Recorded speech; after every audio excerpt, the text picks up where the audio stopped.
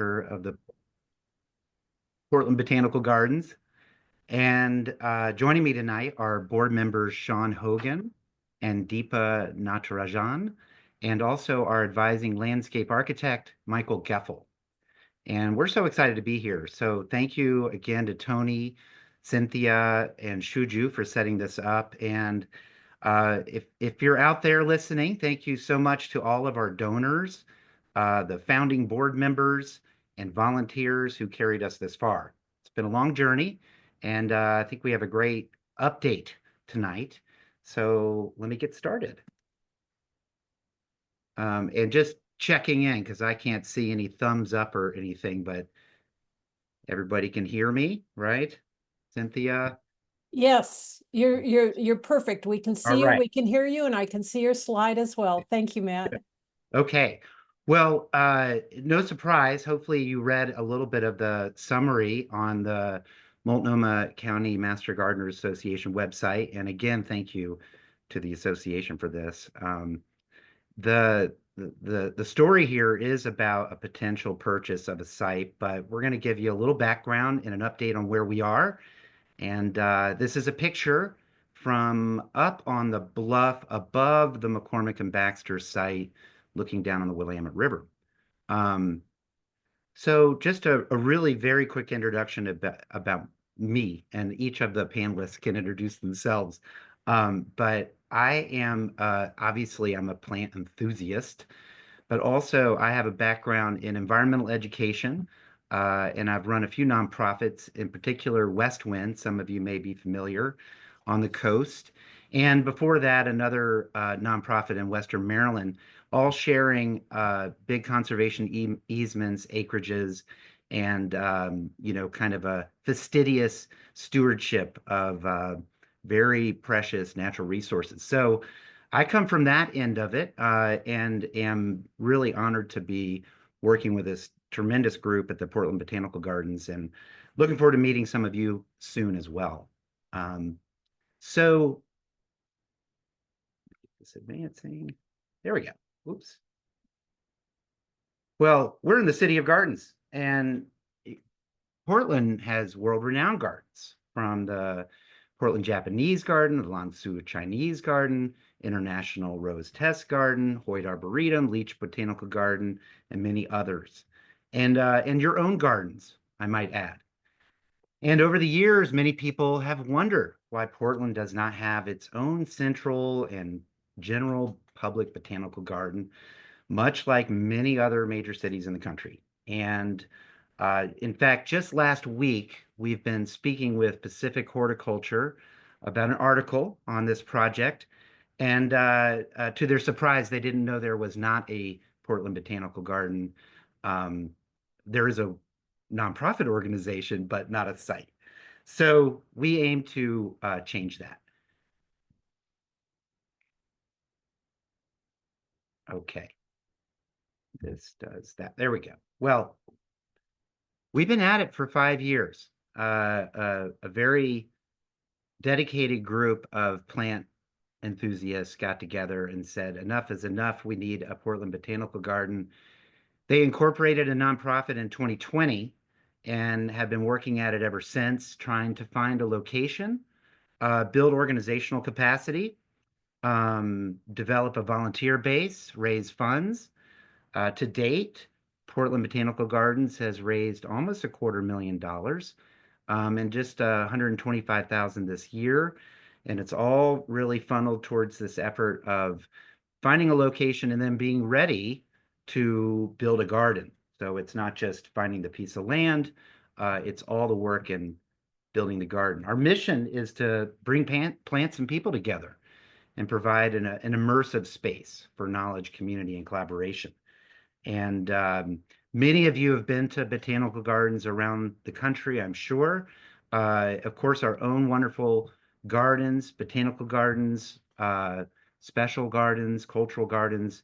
And but there's sometimes this eponymous, the city botanical garden, and they share a lot of things in common. And we aim to bring all that sort of common presentation, wisdom, insight, and really the cutting edge in horticulture, botany. These gardens are major conservation players and centerpieces for civic life, education, and culture and the arts. So, at first, there was sort of a vision around things that, could be new, that Portland or Oregon doesn't have. No need to repeat the wonderful gardens we have.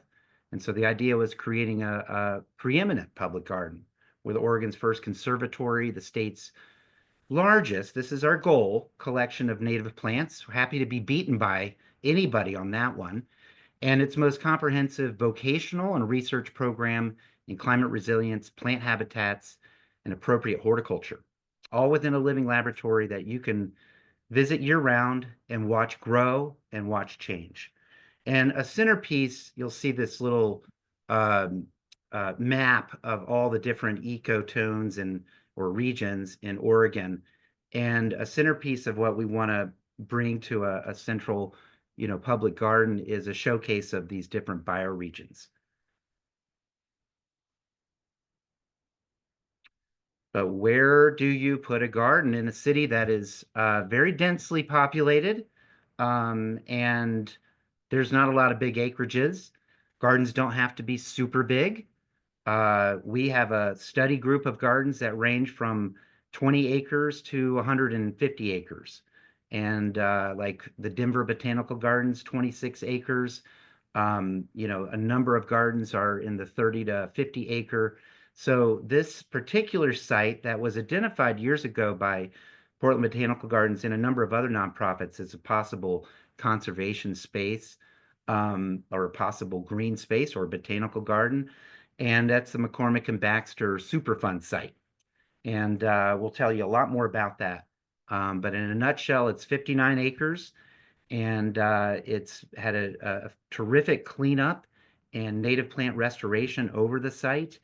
And there's a lot of opportunity there to kind of do everything that we and you and the rest of Portland can dream of with a botanical garden. So it does have lots of constraints, notably that it's got on two sides railroad tracks. It has 42 acres of upland and 18 acres of submerged lands, and about a third of a mile of riverfront. And ultimately, it is a really terrific story around restoration.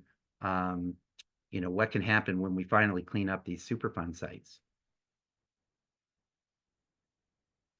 And ultimately, there's this real big superlative, which is this could be a garden by the river. The river is, as clean as it's been in over 50 years. It's got wildlife coming back, I'd like to say. There is a tremendous amount of conservation, ecological restoration in the harbor and in the lower Willamette, and a lot more to be done. But this site is kind of a head start. It also has just terrific views of Forest Park. The BNSF Railroad Bridge is kind of an icon.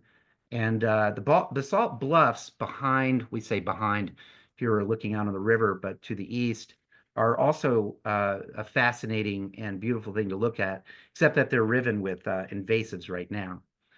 So the site has a lot of power to it in terms of views, its story, its location, a story of healing in the Portland Harbor. So I'm going to hand off to Michael Geffel, and he's going to describe kind of the existing conditions and concepts that we've been exploring, knowing that this site has been studied and been reviewed and documented for decades, and including over almost 25 years ago, a tremendous amount of public outreach to determine what the community wanted with the site. And overwhelmingly, it was to be a green space of some sort to provide access to the water, etc. And we think the botanical garden is a terrific fit for that. Michael, are you ready? I am. Thank you, Matt. All right. And thanks again, everyone, for making it tonight. This is a particular treat for me, having completed my Master Gardener training in 2006 in Clackamas County. Most recently, I have been professor of practice at the University of Oregon, Department of Landscape Architecture, for 7 years before moving back to Portland to be closer to family and start my design consultancy, which is called Land Lab, and is focused on redirecting maintenance and operations to socially and ecologically regenerate fallow sites, such as brownfields and Superfund sites. Um, so, Matt, if you could flip to the next slide. So as Matt mentioned, this is a very unique site and it's a very complex site. And the context is just as important as the site itself. So this really is a garden in North Portland. On the right, you can see that this site is very close to many environmental justice census tracts as identified by the EPA, and that it is taking into account multiple social factors as well as environmental exposures, such as proximity to Superfund areas. The map in the center shows the heat island effect. And you can also see that North Portland really suffers from extreme heat. The giant red district is Swan Island, and actually that is the same condition on McCormick and Baxter as well. And then further compounding these effects is the low precipitation that North Portland receives. And I only learned this a couple of years ago, but that North Portland receives drastically less precipitation than places like Happy Valley. It's actually closer to something like this South Willamette Valley. And so that compounds the effects of extreme heat. And next slide, Matt.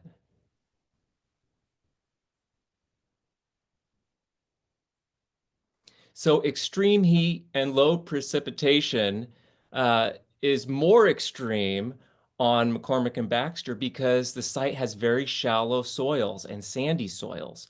And that's because the majority of the site has a cap on it, capping contamination, low-level contamination. So the earthen cap is to the along the rail tracks to the top of the site in the image on the right. That's 2 feet deep, still relatively shallow for trees. And then in the center of the site, there's an impermeable cap, which is similar to a landfill liner, and that only has 9 to 12 inches of soil on top. So extreme conditions there. And then the rest of the site, that's the waterfront and the submerged land is known as the sediment cap, and that has a high amount of concrete revetment, articulated concrete block, and boulder riprap, which of course um, uh, absorbs heat from the sun and reflects it back. So we were able to fly the site with the drone to do some mapping on October 4th. And this was really a great season to fly because there's a lot of plants that have gone dormant because of drought. And so the plants that are still actively growing and drought tolerant are very apparent in these images. Next slide, Matt. So when we flew this, we also used multispectral imagery, which is infrared, near infrared, green, and blue colors, waves of light. And we were able to use those images and certain equations to generate different images of plant health. So what you're looking here is a false color image, and this is showing that all the actively growing plants in red. Next slide. And then a different equation is the green normalized differentiated vegetation index, or GNDVI. And this was really helpful for showing where the herbaceous vegetation is still relatively healthy. And what this is really bringing out are some of those late season native wildflowers, in particular Grindelia, Solidago, and Symphyotrichum, as well as quite a few weeds as well. Perhaps the most valuable image for us, though, is the refined, normalized, differentiated vegetation index. And this is the one that's showing healthy woody species. And so what you're looking here at here is almost exclusively where the Oregon white oak, the Willamette Valley ponderosa pine, and the Pacific madrone are growing. And thankfully, in 2005, these species were planted throughout the site, and they are just about the only really healthy species. And I would add that the madrones are perhaps the healthiest that you will find in the Willamette Valley period. So when we zoom in here, we can see that the conditions are really variable, that already there's a diversity of plants. There's a lot to work with just right here. So in addition to some of those groves, there's also a drainage swale that captures all the water off the cap. And where two drainage swales meet, we also have really healthy willows and other riparian species. Next slide. And so a big task was going through the existing conditions and cataloging everything to understand constraints and restrictions on the site, requirements. So what you see here is that the impermeable cap is predominantly a meadow that's in the center. And then there's a drainage swale along the north of that. It's actually, this image is rotated a little bit. It's not true north.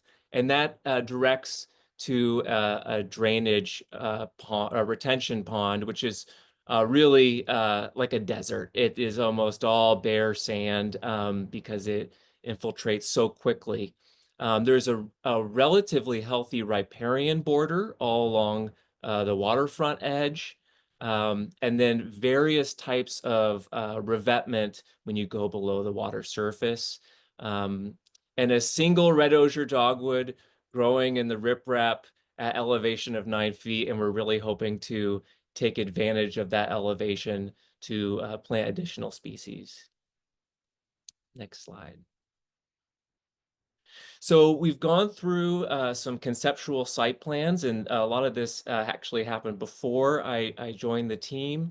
But based on site research and initial feedback, PBG developed a conceptual schematic to guide site planning, and that's turned into 3 conceptual phases.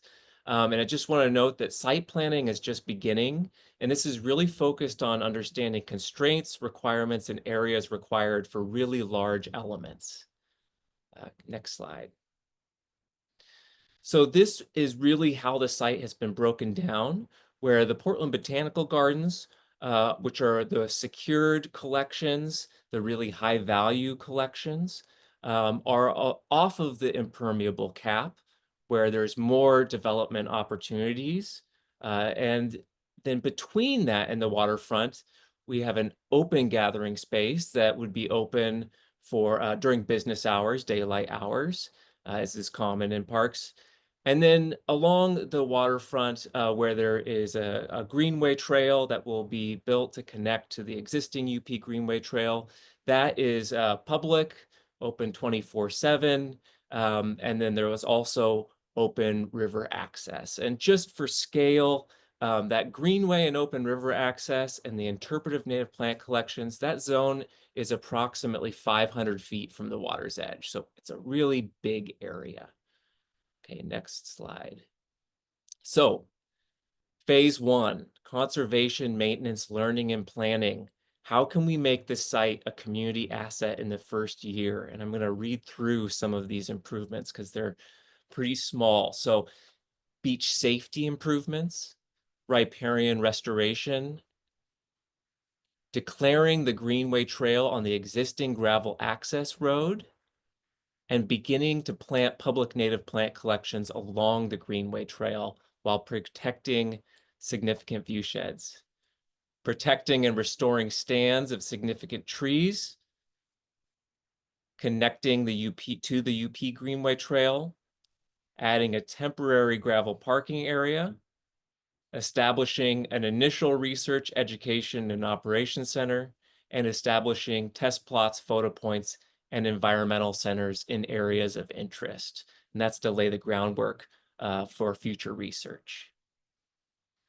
So in the next slide, these are some images from some of my work in Eugene, just shamelessly self-promoting here. But what might happen in this first phase? You know, addition of wildflowers, perhaps more annuals at the beginning. Perhaps there's public art, temporary sculpture, but also photo points and research infrastructure to get that baseline data. So then phase 2 is an expanded greenway, waterfront access, research and education. How can we build the garden's research and educational capacity to become a resource for the entire metro area? So here, the big moves are creating gathering and event area, a large gathering and event area, expanding research, education, and operations centers, completing the Greenway Trail with separated bike and pedestrian paths, creating nodes along this greenway. You'll notice there's no 5, that is to be determined. 6 is to establish understory plantings in the groves, improve the parking area, create universally accessible trails to sandy beaches and through the riparian forest, and establish wildflowers in the test plots. And in this next photo, it's another image of the Fuller Initiative Land Lab on the Eugene Riverfront, showing what a larger impact might look like, more diversity of plants, and also larger gathering areas. And for scale, the distance from the path for the folks on that path to the train is about 400 feet. That's about the distance from that gathering area to our large gathering area to the waterfront. So similar scale to that public section. And then phase 3, a full garden and destination for all. How can the Portland Botanical Gardens showcase Pacific Northwest bioregion and climate adapted plants to visitors from around the globe? And so here we're establishing bioregional collections, constructing a conservatory that's approximately the size of the Denver Botanical Garden Conservatory, as well as the Brooklyn Botanical Garden, constructing a greenway pavilion, restoring and enhancing the meadow on Cap, covering and replacing the concrete block on the riverfront and replacing it with habitat mix or architectural revetment, constructing a dock for water access, and enhancing the jetty and restoring the lagoon. So very ambitious. And to share more on that vision, Sean is going to describe in more detail.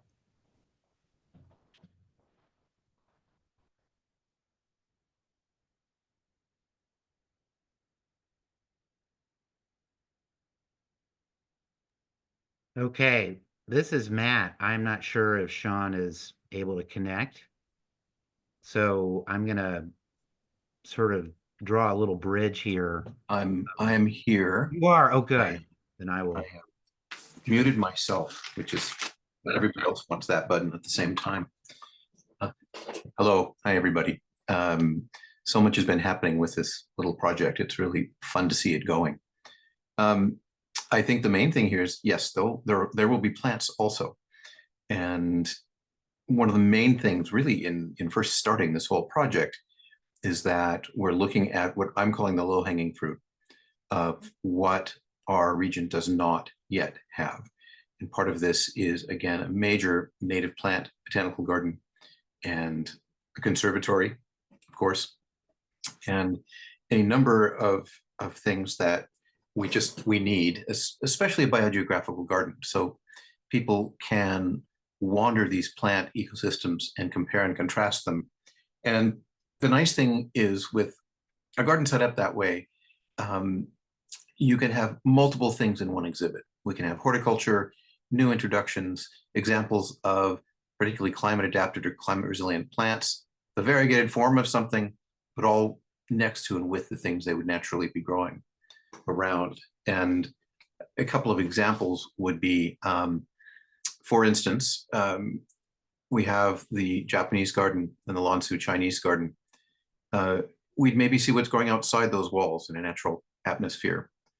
And for instance, maybe we take a walk from the redwoods through the Siskiyous, the valleys, the upper Sonoran Great Basin, all the way to the Rockies, which are essentially the Willamette Mountains. We can do it in a few hundred feet. So it's a way to connect who we are with the state and the regions around us.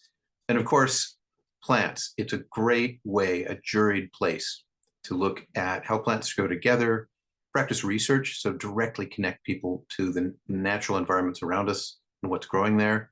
And then of course, horticulturally, what we can do here. On the right, just a massing of different native and Mediterranean plants, so dry summer stuff. On the left, who doesn't want a nice, fragrant conservatory? So first, a few native things here. Just here are some manzanitas with wild azaleas growing in montage of both here. We can have the next slide, Matt. That's all right. There we go. Also, knowing what's out there around us, we have almost a dozen native species, for instance, and so many great California lilacs or blue bush here, the ceanothus. So really connecting people with what our regional plants are. Next.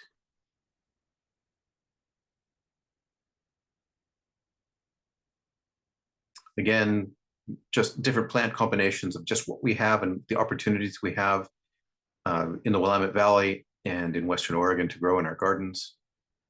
Next.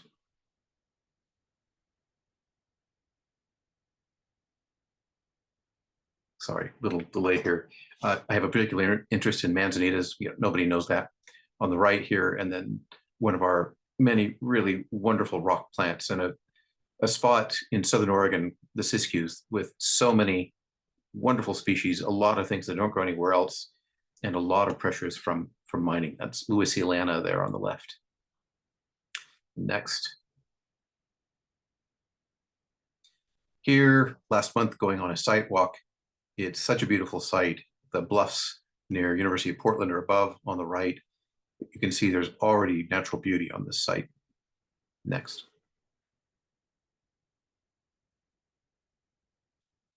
And of course, we'll have things not regional, but just simply examples of really good horticulture, Nothopanax and the Aralia family on the left, and a wonderful Libertia on the right called Cromwellii, which is from North Island of New Zealand. So within the context of how these would be growing with other things they would be within a habitat, we also get to select really good garden plants out of it. Next.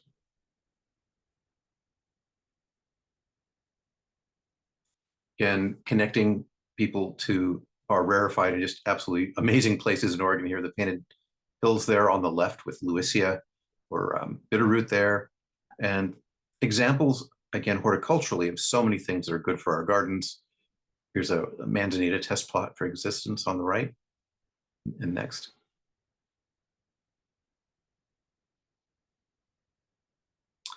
One of the things that I think is going to be most useful, and we'll actually be borrowing some habitat and some site from our neighbors, are a climate resilient tree mini arboretum.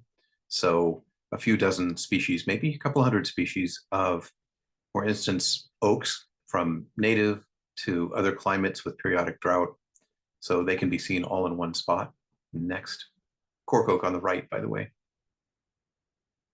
And it, of course, it's going to leave room for some really fun stuff within. Gardens can't be all serious. You got to have a little fun in them. So here's just a fun monochromatic planting, but there'll be lots of opportunities there for some over-the-top horticulture. Rick Batestio did this drawing really early on, and there are just so many possibilities of what we might have here. And next.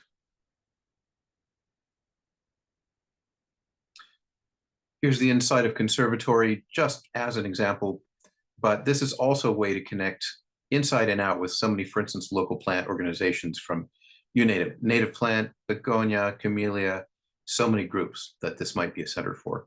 And next. Again, just things that we can't quite grow outside. Here's a protea, and we hope these conservatories will be biogeographic also. So be able to see things from South Africa, for instance, that are tender on the inside. And part of it is looking at things that for instance, I think we all know the living stones, some of the ice plants, lithops. To have kids have the opportunity to look at some of these things, you know, a plant that looks like a rock, that looks like a grasshopper that will want to eat it, all of those things on some odd hillside in South Africa. Once people see things like that, then they get interested and move on themselves, which is really nice. Next. Again, just lots of possibilities here. Crinum on the right. Next. Just a view of Longwood, just the amazing part of being in a fragrant place like this when it's winter outside, or whether it's hot, when it's hot as blazes outside. So this is something that I think this region will really benefit from. And next. Of course, classes, wreath making. I stole a picture of one of our groups at Sistis having a little wreath making event last year. But the idea that things that bring in group activities, cultural activities, anything to bring everyone to the center. Next. One of the just good examples of art in the garden. This is also a way to provide space for performing and fine art, especially in an outdoor area. I think that's going to be a really fun thing. Next. And here we have a picture of that. I don't have this cut in here, but a good example of our sister gardens around the region. We have so many incredible cultural gardens, neighborhood gardens, and part of this is to connect the dots, to make sure everybody circulates through all of these gardens, and we can support them, they can support us. So part of it is, of course, filling in what we don't have, but also really bringing more people to our region to visit all the gardens. So in a way, we're looking at something that will float all boats. Some monochromatic stuff. On the left, it's always been a joy to me that the left on the last image and the right here, these are inside the conservatory at Longwood Gardens in Pennsylvania. Next here, just plain old good horticulture, both outside and in. Next.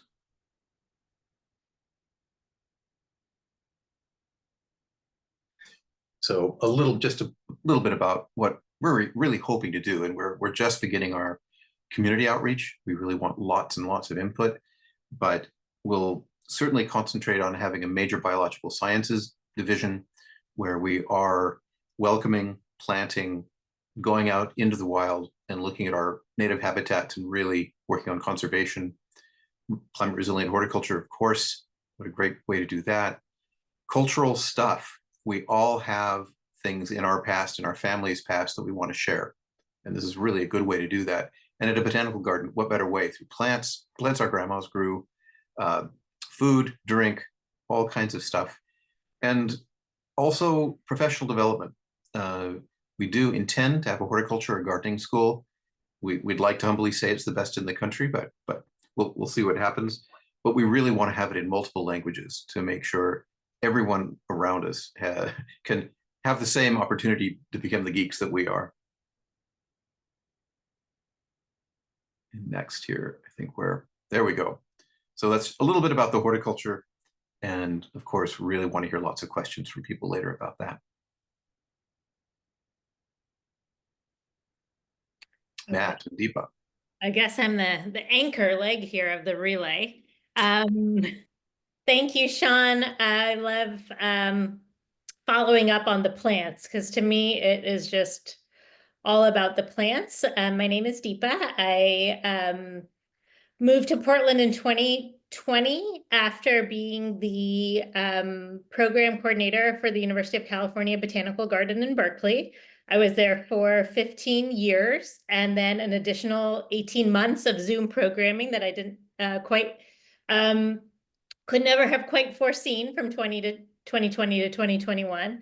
And at the UC Botanical Garden, I had this unique and wonderful opportunity to transform my love of plants into a year-round series of programs, classes, events, tours, talks, tastings, and it was really it was really the plants that spoke to me, and the vision and idea of botanical gardens as places where people can come together in a very peaceful environment and to share the ways in which plants intersect with all of our lives on a daily basis. So I moved to Portland in 2020, and with the absence of a Portland Botanical Garden here, I decided to go a little bit deeper into my work in education, and I'm now the admissions director at a little school in Tualatin called Arbor School of Arts and Sciences. And I was so thrilled to be invited to join this project earlier this year to hopefully inspire some ethnobotanical programming. And I wanted to share with you tonight just some highlights of the types of programs that we did at the UC Botanical Garden in Berkeley, and just a vision for bringing some of that. I think that this garden could absolutely be a wonderful place for education for all facets of plants. These were some of the topics that we kind of decided at UCBG were our main areas of focus through our programming. We grew in about 15 years a program that had maybe 6 programs a quarter to about 10 and upwards of 12 programs a month. And so there was a high demand for botanical programming at botanical gardens. And I love plants. I have a master's degree in ethnobotany from England, from the University of Kent and the Royal Botanical Gardens, Kew. And I love plants, but I think I love botanical gardens even more because of the opportunities that they provide for bringing people together. Next. So in thinking about the multiple phases of this project, I've been thinking about the ways in which phase 1 can begin programming. And at the Botanical Garden, we had this opportunity to take tours of local gardens and art areas. So we could load people up on a bus, we could go visit gardens, we could go, this is Oliver Ranch up in Sonoma County, which is a wonderful property with installations by Richard Serra and other notable modern artists. Next. Botanical art was a big aspect of our programming at the garden. We worked with local botanical art organizations and really viewed ourselves as a center for preserving and growing the art and culture of botanical illustration through exhibitions. We also did a lot of plein air drawing, poetry in the garden, watercolor workshops. This is the bottom right image is Mimi Robinson's work. She wrote a book called Local Color and makes beautiful palettes of place. And we did workshops indoors and out in the garden. The upper left is a poetry workshop going on. We worked with notable artists such as Gary Bukovnik, who did the watercolor posters for the San Francisco Symphony and held exhibitions at the Botanical Garden, which included artist workshops and salons. We hosted a variety of design workshops for the home gardener to come and reimagine their front lawns, choosing water-wise plants. And this is just one example of that. Next. Children and family programs were an absolute hallmark and pillar of the UC Botanical Garden, and it will be central to the Portland Botanical Gardens. We did a lot of seasonal workshops, and this one is showing some naturally dyed spring eggs. Next. And we had wonderful opportunities to bring celebrities, and one of my personal heroes, Jane Goodall, who came to visit the Botanical Garden through her Roots and Shoots programming for elementary age students who do environmental acts on their campus, and they could submit themselves to the Roots and Shoots program. She selected a few schools that she would then come and visit, and we fortunately had 3 third grade classes come up to the Botanical Garden to hear from her. And I had the good fortune to introduce her. My undergraduate degree was in biological anthropology. So I did a lot of chimpanzee studies there. And there she is on the left holding my now just about 10-year-old son when he was a baby. Next. flower crowns for Mother's Day, botanical art and Valentine making on the right for Valentine's, just being an ongoing year-round center for people, families to come together and make memories.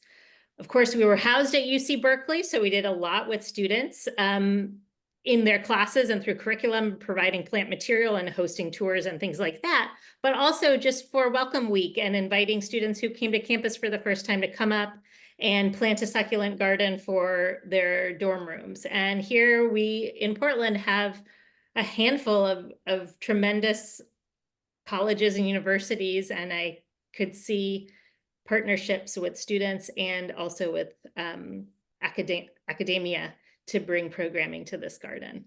Next. Special programs and dinners. Every year we would host Foods of the Americas, which tied in with a educational exhibit that we had. And we decided to build that into an evening highlighting plants that are native to the Americas, creating a menu around that and bringing in San Jarocho singers, performers to fill our space with music and food. Next. And of course, raise funds for educational programs.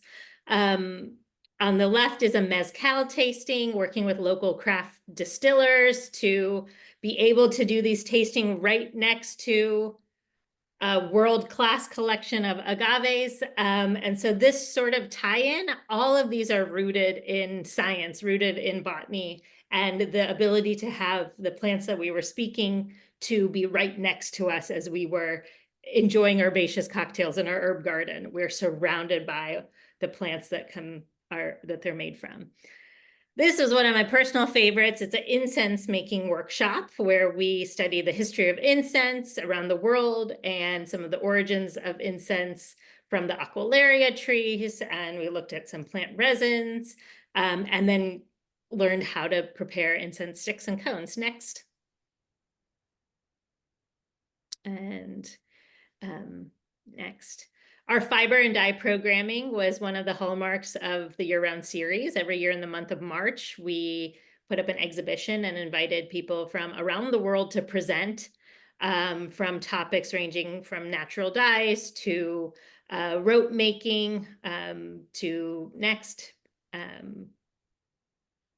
pine needle basketry, next printmaking with botanical inks, next paper making,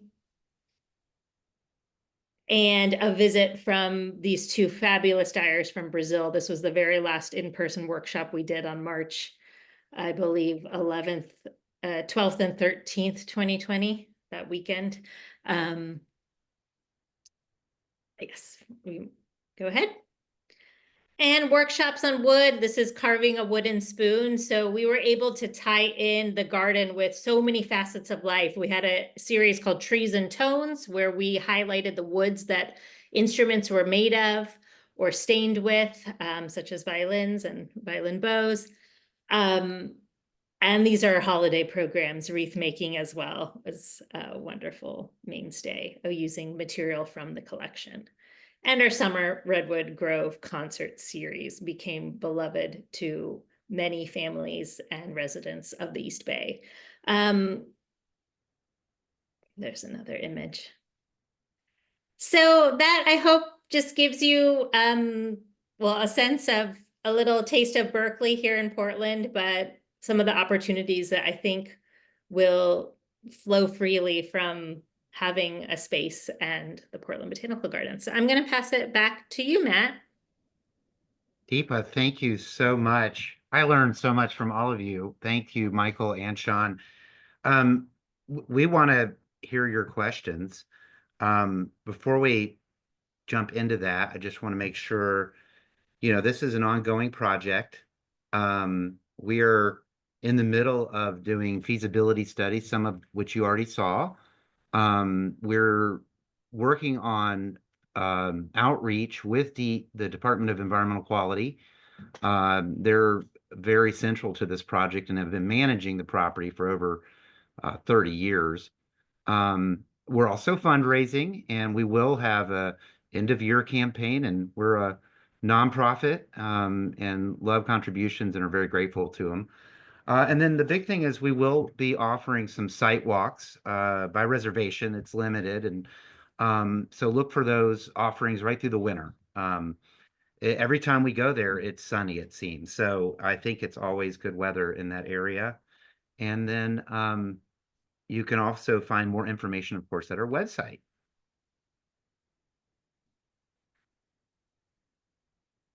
And Cynthia, I have not seen a single thing in the chat, but I'm gonna I think turn back that to you. we'll start, we did have one question early on, and that was Patty asked, curious about how the team is addressing at least current riverbank regulations.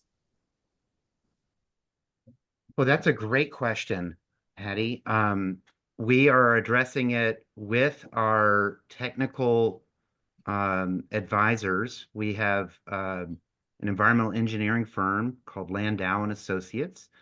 And then also a number of folks on our team have experience with their landscape architects and builders, et cetera. But in a nutshell, everything is engineered out there, and everything is, you know, mapped and diagrammed. And so whatever we do will be in concert with, you know, every environmental regulation and with DEQ and the EPA. I don't know if that was specific to the question. We don't have any, other than what Michael kind of mentioned in the um, existing conditions and conceptual diagrams. We're just exploring what's possible. And so, you know, one priority, I'll just mention a very easy one is when you visit the site and you walk down to the river, those articulated concrete blocks are like ankle twisters. So we would have to figure out, you know, ecologically sound, and you know, it fits with the remainder of the, you know, the cap, et cetera. But it can be done, and they have already experimented with some of those, you know, basically putting more river rock back into the riparian area. So there's a lot to explore there. Great. Next question is from Lorna, and she said, I'm stuck on the impermeable membrane. Will soil be added to it? Great question, Lorna. I can With- field Yeah, this. thank you. So that's the $1 million question, is just what can happen on that cap. The good news is 9 to 12 inches is standard for a green roof to grow grasses and some herbaceous perennials. And also a lean soil, a nutrient poor soil can actually be really great for meadows because it reduces the competition from woody species and other competitors. So we have heard that adding additional weight, additional soil could be possible, but that will require engineering evaluation to make sure that it doesn't jeopardize the liner below. Fascinating for you to come to that property, because there's some real interesting, unusual things about it as a result of its past. Tony asks, what does the outreach to the indigenous communities look like? I can answer that. The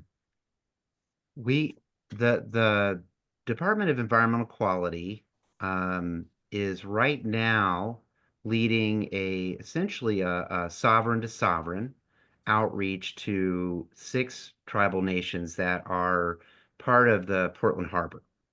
Now, our direct outreach has been going on for years with various leaders, different tribal groups, tribal authorities, but the formal outreach has just begun. And that right now is sort of the first position with DEQ, is uh, to do this process of direct outreach and really get their immediate feedback and how they want to participate. There's been a tremendous amount of public investment in the cleanup. So there's really a lot of different parties that will be approached and invited And that is actually part of our planning process, is that we are really excited for the opportunities around different, expressions of cultural gardens, traditional, botanical practices, et cetera, obviously in concert with different tribal groups. So that has just begun, but that's a great question. And next question is in regards to the invasive plants on the site from Jack. And he said, what is the thinking about what might be done with the invasives? I can take that one on. This is Sean. A number of things. One, we would like to have this garden a major component of screening plants that are in the area for their potential to be invasive. But as we know, we already have plenty of invasives here. So really early on, we want to begin having cleanups, removing invasives, both woody and annual, and sort of hopefully planting an overwhelming number of native meadow and other plants on site. And of course, we've got the areas surrounding the garden, which the bluffs, et cetera, that also have a lot of exotics and problems with them there. So partnering with places like the University of Portland, et cetera, that actually I'm really looking forward to, because there's some super rarefied habitat on those hills, and getting that back to something that was at least close to being historical would be pretty good. And I might just add that actually on the land, there are really very few invasive species because of the ongoing, 20-year maintenance that DEQ has done. So they have been controlling invasives for the last 20 years and really reduced the seed bank. A lot of the invasive pressure is in the submerged land, and they're mainly herbaceous species. And that is going to be really one of the more technical challenges, because it has to deal with flooding, and so that will be definitely really developed over a longer period of time. Thank you. And what is the timeline for the different phases? Great question. So the first phase, which we characterize as sort of conservation, learn what's there, get the public on it, learn about it, and help design this garden. That first phase starts when we purchase the site, and we're right now on a timeline that will probably be anywhere from 6 months to a year. We don't know exactly when that might happen. There's a lot of steps in between. But once we are able to, get started on the site, that first phase we anticipate being anywhere from just 1 year to 3 years. And the reason we have that kind of spacing is that we'll have to raise a lot of money, not just to purchase and begin the site, which is on that fundraising is ongoing, but for all those other phases. And that second phase is highlighted by, some more infrastructure for research and education, so we can get people on the site and learning right away, and growing plants, and then developing the public access, in a rustic level at that point. So let's say 3 years. And then that middle phase, where the greenway is built and we're slowly adding, is really contingent upon, finalizing plans for the larger parts of the garden and fundraising and building.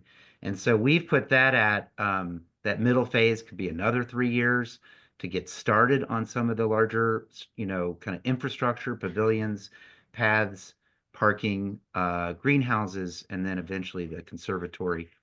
And we push, the final, let's say everybody, can come and there's a fully developed botanical garden at about 10 years. But those are all, kind of prognostications at this point.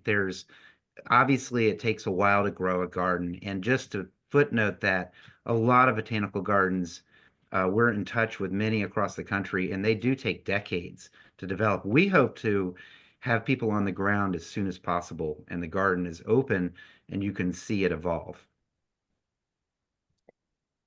And who owns the site now? The McCormick and Baxter Creosoting Company. Oh, they still own it, and They then do. DEQ is responsible to manage it? That is correct. That's correct. Okay. Tony asks, how receptive has UP been to collaboration? I can answer that. We've all been working with them. We've had absolutely delightful conversations with them, and some so far daydreaming sessions about all the ways we could partner. They've got an empty parking lot. We have cool trees that people need to see. They have bluffs that need help in restoration. They have at what was one point one of the country's largest camellia collections that needs a little curation, all of that. And then we'll of course have all kinds of programming in space they can use. So the conversations have been very excited so far. And just to add a note to that, this didn't come up on our radar. I'm sorry we missed it, but President Kelly noted right at the beginning of one of our meetings that it's just like Fordham University is next to the New York City Botanical Garden. And so, you know, and this is true, of course, with botanical gardens that are inside universities like Berkeley and some others. But yeah, the conversations are all exploratory. We're just trying to really learn about where there are needs and you know, synergies, but could be an exciting opportunity for UP as well. Wonderful partnership. Sounds like it.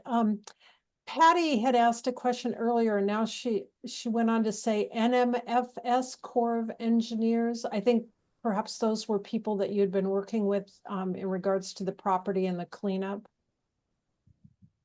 NMSF. Yeah. But in terms of the Army Corps being a party to any kind of thing in the river, that's true. Okay. Yeah, They're part of the people you have to negotiate oh with. my gosh. Well, Department of State Lands, Army Corps of Engineers, NOAA. Fish and Wildlife, NOAA, ODF and W, DEQ. I could go on. It's a DMV. Yeah. If there's an initial for it, they've got it. Patty, maybe you could ask, type in some clarification if we didn't ask what you were asking.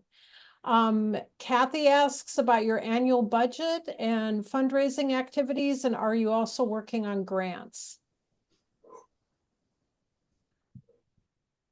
I can answer that.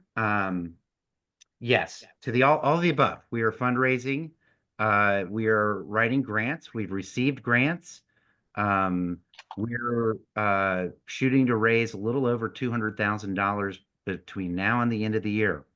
And we already have some pledges to kick that off, but that year-end campaign isn't really officially starting. But our annual budget right now, it was very small for the first few years, just because there was mainly a search for a site and some organizational development. And now it's a little larger. So, you know, PBG has been really blessed by a lot of not just donors of, you know, financial resources, but also of value in kind and other resources. So we have a donated office space in the Pearl.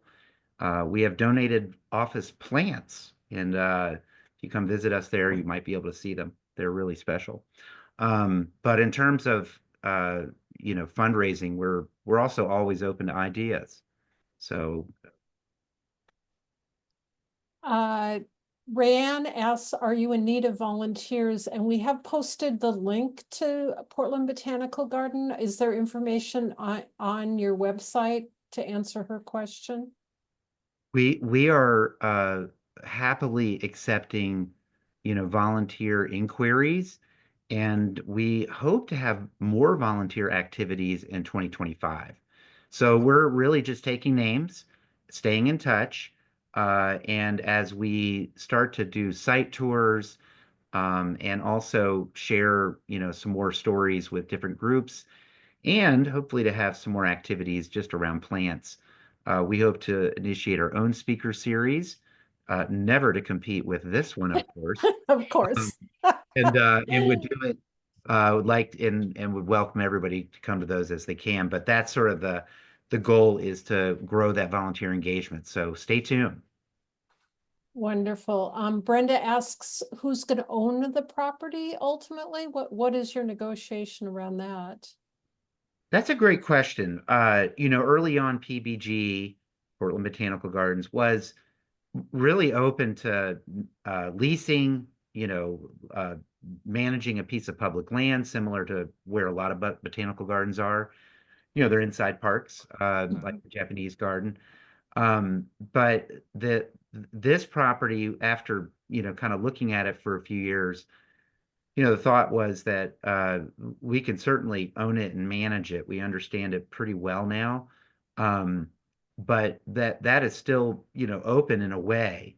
In the end, we view it as a public resource, and if we were to own it, we would manage it as such.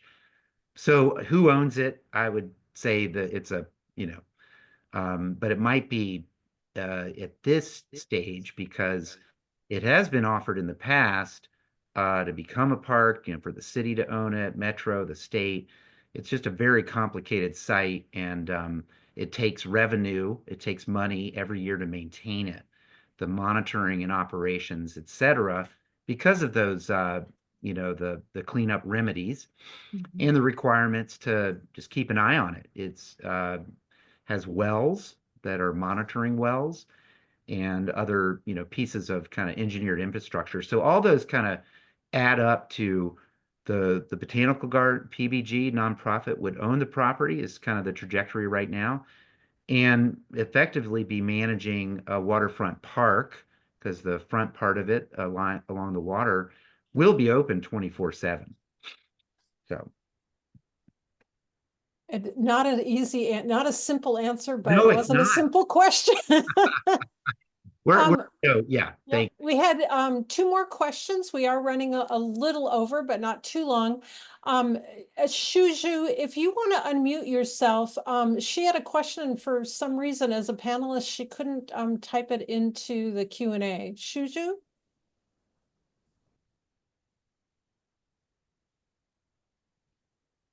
I have a question for Deepa. Do you have an outreach program for artists? Because I can think of so many artists who would just love to be involved. That's fabulous. I think it's all coming. I think that we have a 10-person working voluntary board right now who are kind of planning out priorities. And I think we would love to engage the local artist community, because I think that there are ways to do potentially events in our office in the Pearl. I think there's when we can have people on the site to do blitzes and plein air things. So I would love to stay in touch and encourage you to send us names, and we'd love to see how we can collaborate in these early phases, because it will certainly roll into what will I hopefully imagine an exhibition space and a rotating gallery of artists from the local area. Yeah, I would love to be involved with that. Thank you. Wonderful. And then our last question was from Rich, and he said he's done several riverbank cleanup events organized and supported by Willamette River Keepers and Oregon Ocean Paddling Society in this area. He wonders if those groups are involved in any way with the river site restoration, and he says he's sure that those groups would support him and be interested in this presentation. Oh, that is so great to hear. So thanks for bringing up Oops. I just love to say Oops. that. I think there's a lot of opportunity for the paddle sport and river conservation community, and we have spoken with numerous folks, in particular, the Human Access Project, and I think that kind of energy towards access we appreciate. So excited that someday people could visit a garden from the waterfront as well. And we didn't really, promote that in some of our conceptual drawings. I know, Michael, we showed that dock. All of that is highly contingent on so many factors, but of course, something that could allow for more, sustainable paddle sport, approach or other boats. So great question. And the answer is yes. Wonderful. Well, on behalf of Multnomah County Master Gardeners Association, I wanted to thank Sean Hogan, Michael Geffel, Deepa Natarajan, and Matt Taylor from Portland Botanical Gardens coming to present this concept, which is way further than a concept. It looks like you're way closer to a plan than you ever have been before. We really appreciate you coming to us and sharing all this information. Thank Thanks for you, having us. Cynthia. Thanks so much.